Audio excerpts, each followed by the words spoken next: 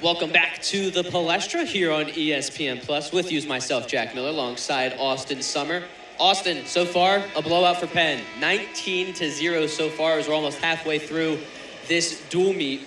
And in this 157 match, we got Jackson Polo taking on Frank Volpe of Hofstra. This should be a fun match to watch, as Polo usually wrestles in around the 149 mark, but Volpe has been pretty solid at the 157 mark, this sophomore from New York.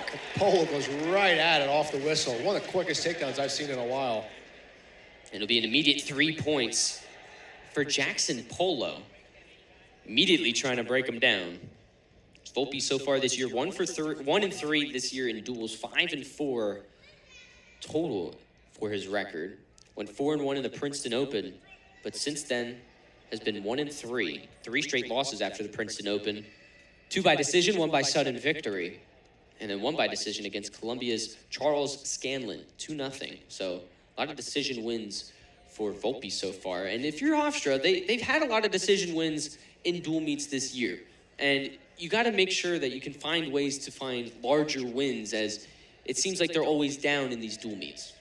Yeah, and as we mentioned, like Hofstra, they have a bunch of young guys out there. You know, one freshman, 4 sophomores. I consider that underclassmen. It still takes a while to kind of learn the sport of college wrestling. It's like, again, I can't emphasize it. It's so much different than high school. There's a lot more chess, a lot more chess, not as much checkers. You need strategy. You got to win these tight ones, and sometimes it takes a few years to figure out. So Hofstra, brand new coach in there. They're still getting used to the system, and they'll be fine. It's just a little young here, and Penn is a lot just further along in that development process with Coach Valenti, and especially Coach Reyna has been there for a while now too. So a little bit outmatched for Hofstra, but you gotta like what you see. You gotta take positives as much as you can and keep building on those. Back to neutral it goes, as Volpe was able to escape, and it's 3-1. Polo up in front by 2. Jackson Polo out of Lloyd Harbor, New York, junior this year, 3-1. Is his record so far this season. Made his collegiate duel debut on the USS Yorktown CV-10 against Campbell University, winning by decision against Pablo Macias 5-1. Nice attack there by Volpe. Oh, Polo doing a good job bringing this action to the mat. If you're Volpe, you want to bring this back up to your feet.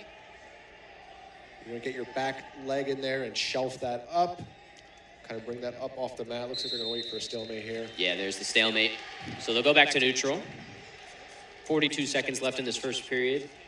Polo already with 21 seconds of riding time, so that's a great start for him as this match progresses.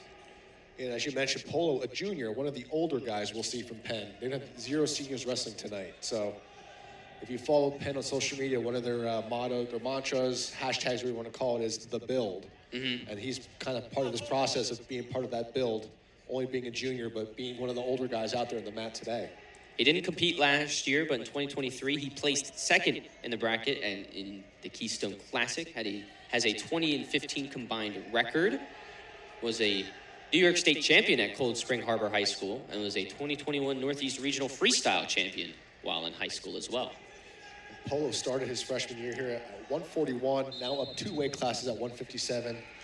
That boy just keeps on growing. He looks like a full-size 157-pounder here. And we'll talk about it later, but Jarius Clark is a guy that has gained some weight classes in the offseason, and it's definitely got to be tough to be able to find your rhythm in a new weight class, but Polo will elect to go bottom as we just approach the second period. 19-0 so far in this dual meet, as Polo will get the 1-point escape, now with a 3-point lead. Yeah, you look at Polo's career record, 20-15, mostly in opens and different tournaments. Doesn't have much dual meet action, but yeah, if you're a Penn fan, you know you had a guy named Doug Zaff there, who was a multiple-time NCAA qualifier.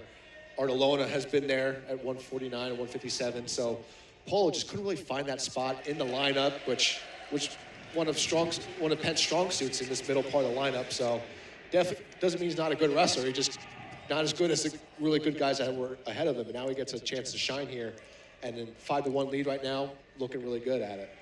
I mean, if you start at 141, if fully healthy, and we get towards the back half of the season, you'd have CJ Composto, then you'd have Cross Wasilewski, and then Jude Swisher. I mean, that 1-2-3 right there in a dual meet is tough against any opponent. Yeah, they're one of the best, probably 1-2-3 punch in the Ivy Leagues, and then extend that to national, two guys that were around at 12 last year in Cross and Jude, just only going to build on that moving forward. Got a good little core here in the middle lineup for the Penn Quakers. Frank Volpe in that Princeton Open I mentioned earlier, he placed third as he went 4-1 in that Princeton Open, beating Princeton's Gavin Hawk by decision in the third place match. Very strong Princeton Open for Volpe, but since then it's kind of been a little bit downhill as we see Polo trying to see if he can work the three-point takedown, really trying to fight through it. He does get the 3 points, extending the lead 8-1. 20 seconds left in this second period. Broke him down flat, trying to find the half Nelson, but Volpe trying to make sure that he does not get wrist control. Just sprawling out his arms to make sure that nothing can be had on him as this will end the second period. That was a great takedown there by Polo. It was in really deep. Volpe tried to dive over the top and go into a scramble position, but Polo did a good job of just circling his feet away, hiding his ankles, as we call it, preventing Volpe from getting any ankle action and rolling through and getting in a scramble of his own. And great readjustment there, Polo sticking to that takedown. And sometimes that's what it takes. You get in there deep, and the guy's looking for something else. You got to readjust and go to maybe that's Plan B, Plan C sometimes, and that's what gets you the takedowns here at this level. Great action there by Polo. So they'll escape again. 2 escapes now for Frank Volpe, as they were in major decision range, but now Polo's got to find a way to work more points to get the potential 4-point victory over Frank Volpe. 59 seconds of riding time. It would have been nice to have him hang on there for at least one more second to have that point in his back pocket. But nice shot there by Volpe coming up. Ooh, nice defense there by Polo, though. Really good escape from Polo. Unfortunately, doesn't get a point out of it, but is able to find a way to bring it back to neutral. Penn does a very good job, as you see here from Polo, just resting on the edge, pushing the Hofstra wrestler kind of out, trying to get that stall call, but at a minimum you get a stall call, but you get that Hofstra wrestler to kind of maybe overreact to try and get back into the center. That sets up your offense from there. So Penn, very well coached when it comes to these situational positions on the edge, giving up stalling calls at the right time or not giving them up. Just a lot of high IQ wrestling here from Penn. Looking for a single leg takedown is Polo. 35 seconds left in this 157 match. Polo trying to... Wouldn't be surprised if this turns into a stalemate. Yeah, trying to get his hips out there and switches to both legs. There's the 3-point takedown guaranteed. 11-2. Polo up by 9, 15 seconds to go. In major decision range, and if he stays like this, it'll be 4 more points tacked on to the Penn lead.